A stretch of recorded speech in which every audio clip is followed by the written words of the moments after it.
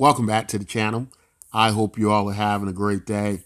So, want to bring you this information. The Bitcoin MYK project that has been curating across the Steem blockchain has now broken over 1,000 curated accounts over the last few weeks. We put together a curation team of some hardworking individuals who've done a great job to help us to curate over 1,000 active accounts over the last few weeks. Now, the reason that this is important to us, especially now at this time in Steem usage on the blockchain, we're finding that some of the largest applications on the Steem blockchain range in a usership rate of about 1,000 to maybe 3,000, or about 2,000 to 3,000 people, which is some of the largest applications used on the Steem blockchain right now, as far as we understand. So when we really look at the active users on the Steem blockchain, if the biggest applications only have about 3,000 active users, per day, then what we're looking at is curating these active accounts. We're getting a large number. We think of some as Userbase. Now, why is this important? Well, the reason that this is quite important is because when we really look at the statistics on the blockchain, what is the telling sign is that transactions pretty much equal use, right? It lets us know who's using the tokens, and of course, without use, there is no use to the project or the token. So you definitely, transactions is a great sign of people are actually using your product. Obviously, the more people use it, the more that use can relate to some type of network value. When we look at the entire blockchain, what we see is some blockchains that do the most transactions actively over the cryptocurrency space. So you get products like Bitcoin, EOS, and somewhere along those lines, you find the Steem blockchain ranked quite high. I believe the last time I checked it was like number 6. But evidently, the Steem blockchain, a lot of these transactions are included as part of what we do in our daily curations. We're valuing these posts. There's a very important element to the curation of these blog posts and the transaction of value over the blog posts, right? Because when this content is upvoted and when this value is transferred, most of this, I would probably guess and guesstimate at probably about 90% of what happens on the Steem blockchain in relation to transactions relate to us valuing these posts and upvoting these posts, right? So in other words, if it wasn't for the blogs, if it weren't for the articles and the bloggers and the curators, for the most part, the Steem blockchain would not be used. Now, there is a great hope and push that the Steem blockchain will be able to have these many applications built on top of the blockchain. And we have seen many of these applications, and that has occurred. Unfortunately, these numbers are still very, very low, which means people aren't using them. So what's occurring, it seems more so on the Steem blockchain, is the curation of the blog posts. Hence why we've targeted blogging and curation. This helps us build our network. It helps us transmit value to the users. Now, what we have to understand as well is that part of the Steem model is based on stake-weighted voting. Now, what does that mean? Well, stake-weighted voting means the more you invest into the Steem cryptocurrency and invest in what they call Steem power, the more influence you have over the network, right? Now, there's a stigma in association with that, and it has led some of us to believe that it has led to many people leaving the Steem blockchain. What can happen is there can be if you will, disconnect or conflict between the value of a post and how much money gets invested in the network. In other words, the people who have the influence, they have the right to move this value, of course, to any people they want. Now, this can basically relate to or translate rather to them determining the value of a post despite the merit of the post and the work put into the post. Now, of course, this doesn't happen all the time, but this is part of the problem on the network. Also, relating this value, it can be quite subjective. And so what we've done is with our curation system is very unique to what we've seen on the Steem blockchain so far. And what it does is it takes everybody's votes basically and equals them out. So everybody who votes on the post, the value of the post is the same, right? Each vote is the same. Now, this is the ultimate level of fairness we could create or come up with the project. Now, we're able to do that by taking our cryptocurrency, Bitcoin MYK, which is also trading on the Steem blockchain against Steem.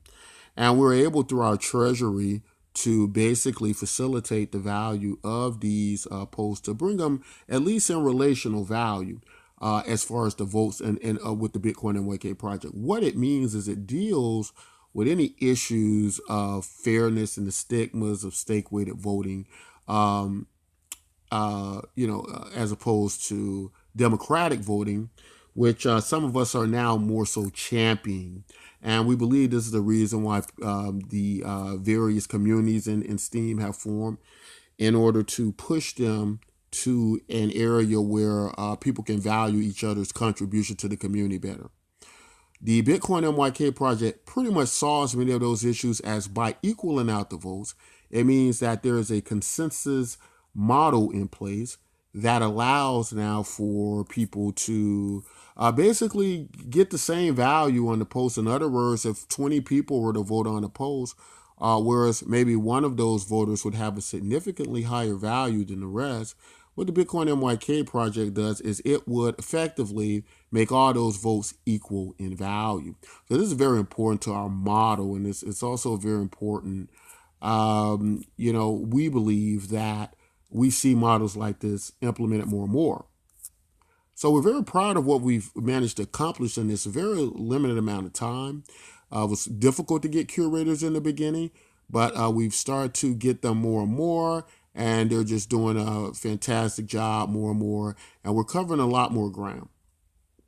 Now, there's a big misunderstanding with our project, and it's led to, we believe, in the minds of some people, thinking that the token doesn't have a lot of value. To explain, there was an experiment performed based on a pair of designer shoes that were actually very expensive shoes.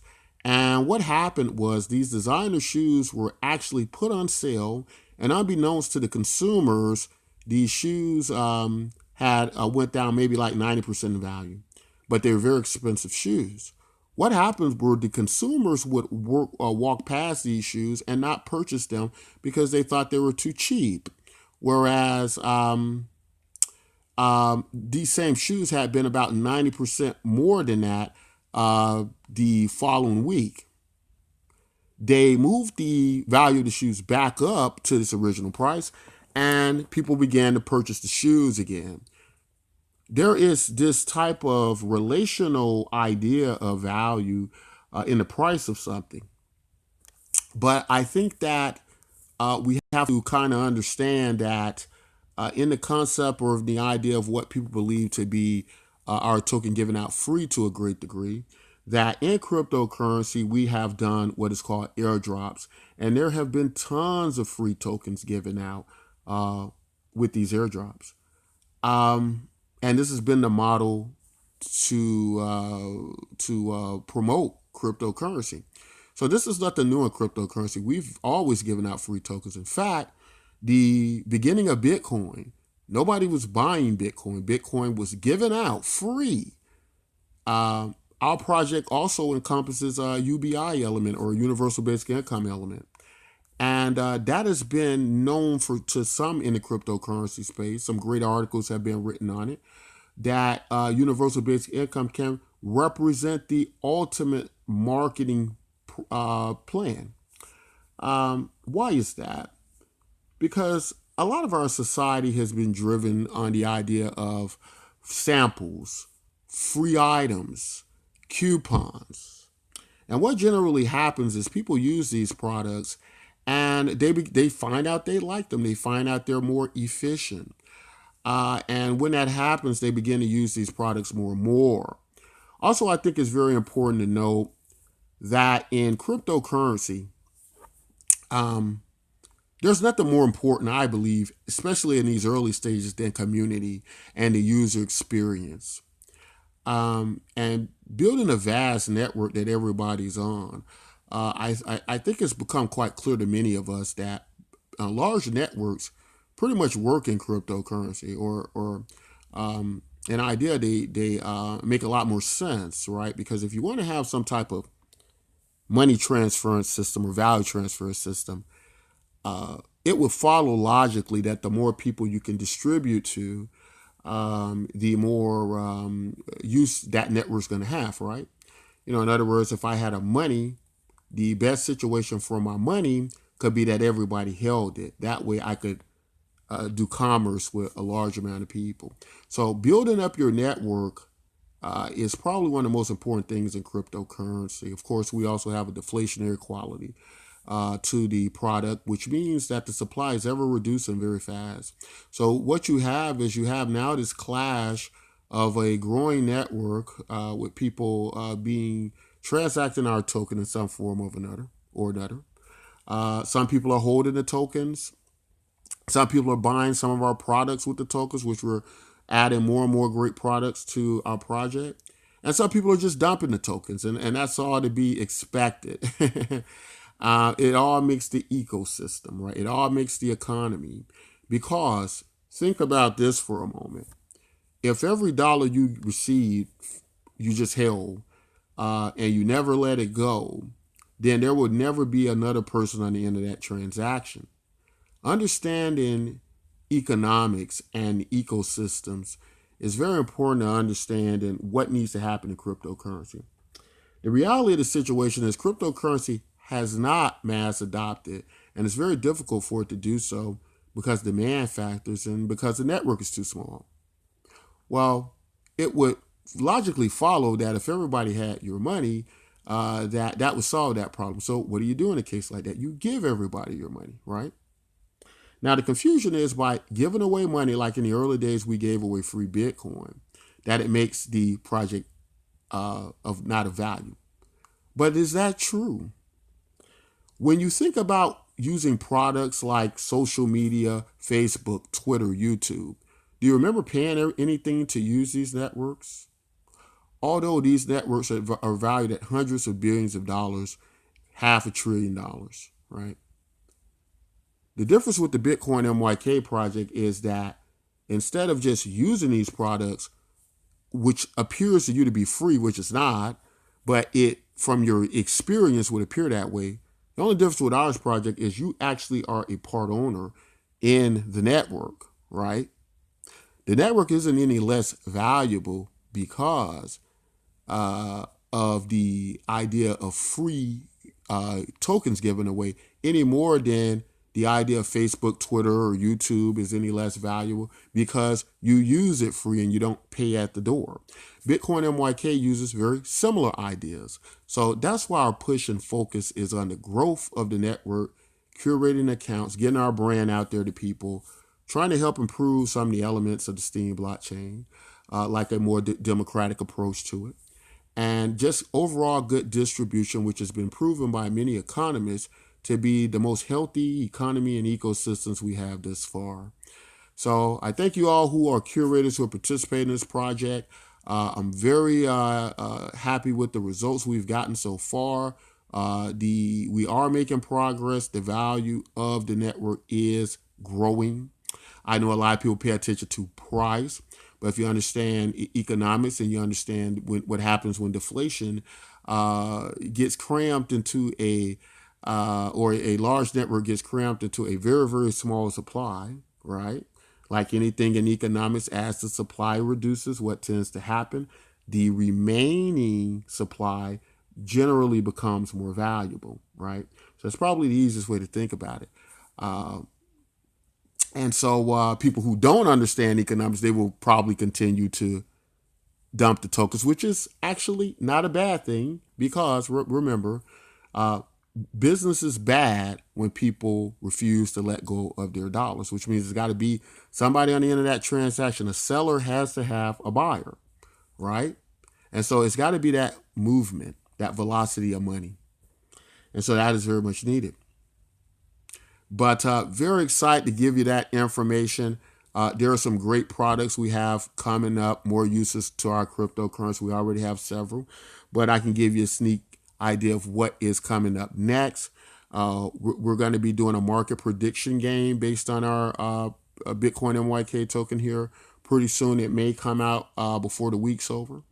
And it's going to be followed up by this cool trading card game where communities can customize their own trading cards on the Steem blockchain that has various values based on the model of the trading card, based on the reputation of the Steem power of the user.